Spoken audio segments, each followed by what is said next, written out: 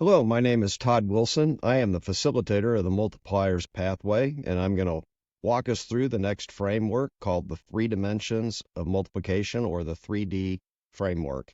In our last video, we talked about the 5 levels of multiplication framework and the ornery magnet that we call the level 3 magnet. That magnet represents the operating system of the U.S. church. If you think about your computer or your phone, an operating system is the thing that operates inside the computer or your phone. You never see it. What you see are the programs and the apps. If we draw an analogy to the church world, there is a prevailing operating system in the U.S. church. It's represented by this level 3 magnet. So every time that I talk about the level 3 magnet, I want you to think church operating system. But that operating system, we don't really see it. What we see are the models that we're using. There are hundreds of church models in America that seem to all be different, but many of them are connected to this operating system. And we can't miss the fact that that operating system is just directly tied to this level 3 magnet. The consumption and accumulation of level 3 is directly related to what we would call the consumer-driven operating system. So from here forward, as we're doing the Multipliers Pathway, anytime you hear the level 3 magnet, I want you to think consumer-driven operating system. In this video, I'm going to present what we call the 3 dimensions of multiplication framework, or 3D framework. One of the most common questions that are asked is, how do we get over that level 3 magnet? And I'm going to tell you, it's a really difficult thing to do. What I want to do in this video is introduce this 3 dimensions of multiplication. It helps us understand what's underneath and behind this consumer-driven operating system, such that it represents the things we've really got to work on if we are wanting to see change in our churches, or if we're wanting to plant churches in a new way in the future. The second thing I want you to do is, as you're unpacking and understanding this framework, I want you to see its connection to the last video with the level 3 magnet. So as we jump in to get started here, I want to go back from the last video, the 5 levels: level 1, subtracting; level 2, plateauing; level 3, growing or adding; level 4, reproducing; and level 5, multiplying. It is a fact of life, the tension that we live in churches, and we can't do anything about it. There is always what we call this death magnet. All churches are going to someday not exist, and we are being drawn back to level 1, like it or not. On the other end, Jesus designed his church to have a movement impulse to it, and I'll call it represented by this magnet to the right of level 5. So the way Jesus wants the church to work, we're being pulled toward the movement end of the spectrum, but because of sin in the world and death, there's always this lingering death magnet. That's the playing field we're in. On one hand, we're pulled toward the death direction, on the end, the movement direction. As we've said in the previous video, we've co-opted that level 5 magnet and instead put in place a new scorecard of success that's driven by the level 3 magnet, or if you want to put it in the terms of, we want to be on the largest, fastest growing church lists. We have defined success in the church not by what we send and release and the collective of what we've given away, but by what we accumulate and how we grow. And so the level 3 magnet has its roots in how we define success in the church, and then the operating system is represented by those arrows to the left of the magnet that are constantly pulling us toward level 3. You could say there's a tension there, but the real tension is, as we said in the last video, the very things that pull us to level 3, those same things hold us back from levels 4 and 5. So this consumer-driven operating system, it inherently has a built-in tension to it. So this word tension is going to be evident continually through the 3 dimensions conversation.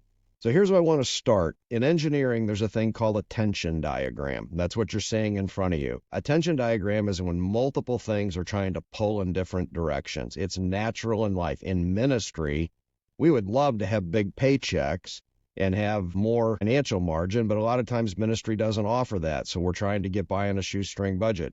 In ministry, we'd love to have really good boundaries and be able to stay home 7 days a week in the evenings, but a lot of times ministry has a demand of our time is in tension with this idea of healthy boundaries. We have to manage boundaries all the time, and these boundaries represent the tensions in a tension diagram. Here's the other way I want you to think about it, a tug of war. I want you to picture that each of these 3 dimensions that are shown here are three tug of wars going on at the same time. So you've got 6 teams around the outside. Each black line represents a tug of war. And let's just pretend there's a red flag in the middle of all 3 ropes. So if you can picture the game we're playing here, there's 3 red flags in the very center. You've got 6 teams around the outside holding on to 3 ropes, and everybody's trying to pull their direction to win. That sets us up for the conversation of 3 dimensions of multiplication. What we've got is that same, if you want to call it the tug of war, this tug of war is going to be, again, it's 3 teams representing addition and 3 teams representing multiplication. And the addition teams are pulling their direction. The multiplication teams are pulling their direction. Everybody's trying to bring those red flags in their direction rather than keeping things in equilibrium in the center where the red dot is. The consequence of what's happened in the consumer-driven operating system with the level 3 magnet, we have essentially cut off the multiplication teams. It's like cutting the rope on their end of the spectrum. These 3 dimensions, all 3 teams, cut the rope. And what's going to happen if we do that? The addition teams are all going to fall backwards, and their flags are all going to head toward the addition end of the spectrum. So what this chart represents in the big red circle is addition wins in the level 3 magnet. We've cut multiplication off and addition wins. What we're going to do in this video, and what the 3 dimensions of multiplication does, is it explains what's happening in this tug of war and why the addition is winning. I want to go back and remind you then one last time that what has essentially happened in this last slide that I showed you, where addition wins, the other way of looking at it is what we did in the last slide, where there's the movement magnet, the depth magnet, and by us in putting that level 3 magnet in place, we basically cut off the impact of the movement magnet. And what I mean by addition wins, we can't get past level 3 to level 4 and 5. We're stuck over on the aspiration to get to the level 3 growth side of things. So for a little bit of history, a number of years ago at Exponential, when we were creating the level 5 framework, we put a team together, probably about 20 people that met for about a year and a half. And we basically studied what are the characteristics of level 4 and 5 churches. Now, you have to look in a lot of cases internationally to see what those characteristics are. And after those 18 months, we had identified about 15 different characteristics. These are behavioral things that are evident when you see level 4 and 5 reproduction and multiplication happening. Now, the challenge with 15 different things is nobody can remember 15 things. If you want to see the list of 15 things, the free ebook Multipliers, if you just Google Todd Wilson Multipliers, you can download the book Multipliers, and it's got all 15 of them there in that book. We looked at how to group the 15, and we were able to take the 15 and boil them down to 3 different groupings. Those 3 groupings, those 3 characteristics that really embedded all 15, those became the 3 dimensions of multiplication. And so what we're going to do in this video is walk through those 3 dimensions.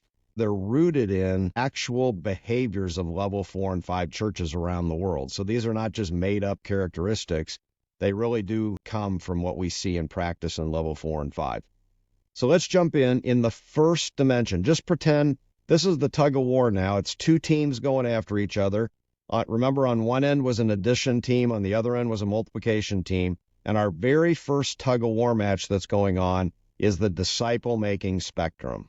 And if we're going to start here with what Jesus intended on the disciple-making spectrum, from an addition standpoint, he taught his disciples, and what he put in place was a relational Jesus-style disciple-making, coming alongside others, making disciples, and growing disciples.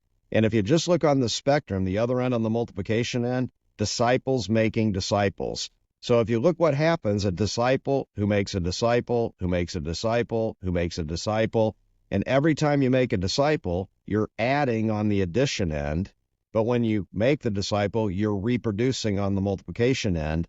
And what we see biblically is that when you have generational disciple making, Jesus way, three to 4 generations into the future, you've got multiplication.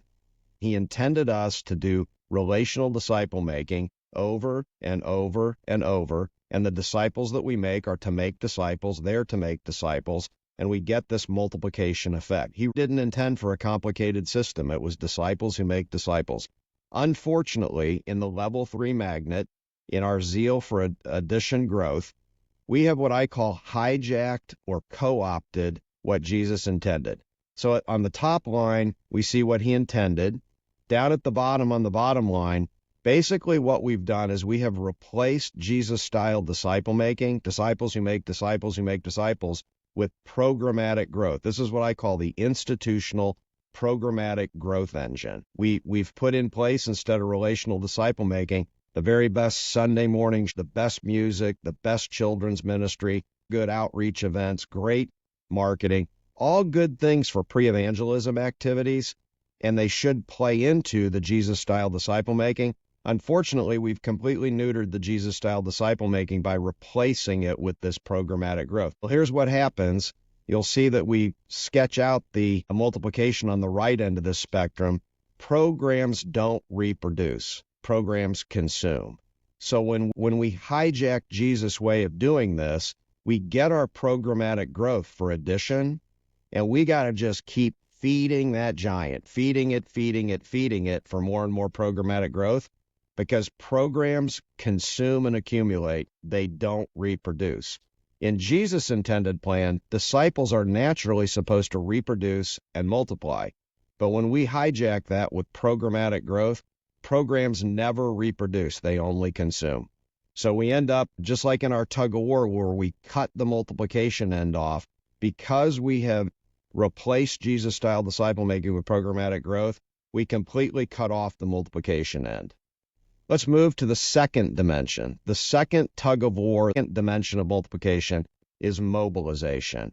A lot of people these days put it in terms of, we need to be mobilizing everyday missionaries to the mission fields where, the everyday mission fields where they work, live, and play. If we want to see gospel saturation into every crack and cranny of society, we're not going to accomplish that through accumulation, programmatic accumulation. We've got to mobilize everyday missionaries. The second thing that's got to happen is mobilization, not just for mobilization's sake, mobilization for disciple making. So the first dimension is disciple making, and Jesus gives us the way to do it. The second dimension is then we've got to mobilize lots and lots of people. Everybody in the church needs to be mobilized. Well, let's talk about Jesus' intended way of doing that. On the addition end, we see the Acts 2 church, the living in common. I love it. The method of evangelism in the New Testament way that outsiders want to become part of what the insiders have. That's the Acts 2 church of living in common. Simultaneous to living in common, Jesus intended for us to live sent. So it's this balancing act between we're living as an Act 2 family and taking care of one another's needs, but we are also living beyond a couple of hours on Sunday morning. We're living a 24/7 lifestyle of living sent to be ambassadors of Christ, carrying the aroma of Christ into all the cracks and crevices of society. Just like on the disciple-making spectrum, there is a very natural balancing act here between the addition and the multiplication ends. We live in common and we live sent. Look at the bottom graph here. What we have done is we have hijacked the mobilization of everyday missionaries, and instead we have volunteerism in place. The U.S. church has become the largest mobilizer of volunteers in the world, probably in history. And what we've done, when you mobilize a volunteer, you cut off the multiplication part, and we basically are needing an army of volunteers to run these programs for our programmatic institutional growth on the disciple-making spectrum. To feed the beast of programmatic addition, we've got to have volunteerism, and we have no margin left for mobilization. If we move to the third and final dimension, we call this capacity. Capacity would be all of those things you do to build and scale up your efforts. So if the first two dimensions are disciple making and mobilization, capacity building would be all those things we do in the church to scale up our disciple making and our mobilization. What Jesus intended is very simple here. There's local capacity, which is our local church. If you think about an apple orchard with apple trees, our churches are like apple trees. And that's making capacity for making apples. So our local church needs to be as healthy as possible, building capacity for local disciple making. At the same time, the multiplication end of the spectrum is we've also got to have sending capacity. That's instead of here, that's there. And that means we're planting other orchards with other trees. That gives us the multiplication effect. What we've done in hijacking this spectrum is we are so focused, if you look over on the left, our staffing, our buildings, all of the things we've got to do to fuel the programmatic addition, we take up all of our resources with no margin for the sending capacity, and we invest all of our capacity locally for programmatic institutional addition. We've got to have staff to lead it. We got to have buildings to do it in and collect people. And then we've got to have volunteers to fuel that. And we just have no margin left for their capacity of sending and doing church planting. When you look at how it all pulls together, let me bring it back on to the 3 dimensions. This is the way Jesus intended for it. So that middle line, right, going horizontally is the disciple-making spectrum. Jesus intended that we would make disciples who make disciples, who make disciples, who make disciples, and we'd see this balancing act between addition and multiplication. If you move to the mobilization spectrum, he intended we would live in common as an Acts 2 church, insiders behaving in a way that outsiders would be drawn to it, would simultaneously be living sent, mobilizing lots and lots of everyday missionaries where they work, live, and play. And finally, we would have this capacity building where we would be making capacity locally via the apples being grown on our trees, but we would also be planting new orchards with trees that would scale up and multiply the capacity far beyond what our local capacity is. What we've unfortunately done, and we just unpacked it on all 3 of the things, is if we start in the middle, place Jesus-style relational disciple making with institutional programs. That was our first problem. That causes us not to see multiplication on the disciple making side because programs never reproduce. We then go to the mobilization spectrum. In order to fuel those institutional programs, we've got to do volunteerism rather than the living in common and the living sent. That cuts off the multiplication there. And then finally, to fuel this institutional programmatic growth with volunteers, we've got to have, call it the butts, the buildings, the bucks. We've got to have the local capacity optimized to everything from leadership pipelines to great marketing things to the best Sunday things. It's a skewed bias to the local capacity that cuts off no capacity in the deployment era. This 3 dimensions really does help explain how we've gotten to the institutional programmatic growth of the level 3 magnet. Now, what I want to highlight is, as we were going through the way Jesus intended each of these to be, I want you to think about that if we're doing disciple making Jesus' way, we're doing it as relational disciple making with disciples who make disciples generationally. That's level 4 and level 5 disciple making. That is reproduction and multiplication by definition. Jesus intended it that way. He did not intend for there to be a tension there.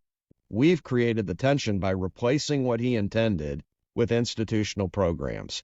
Same thing holds true on mobilization and capacity building. Jesus didn't intend for there to be a tension. So when we talk about these tug-of-wars, these tensions, these magnets that are in place, they're all our doing. These are not the way Jesus intends it to be. The consequence of us taking the consumer-driven operating system and placing it right there at the level 3 magnet, defining growth and accumulation as our metric of success, we are the ones creating all of these tensions. And so what we've got to be doing is we've got to just address it. We've got to understand it. And at the core in Multipliers Pathway, it really does start with putting the relational disciple making back where it's intended to be in place of the institutional programmatic growth. So far in these videos, we have gone through 3 key frameworks: the culture framework, the alignment of values with language and definitions and behaviors.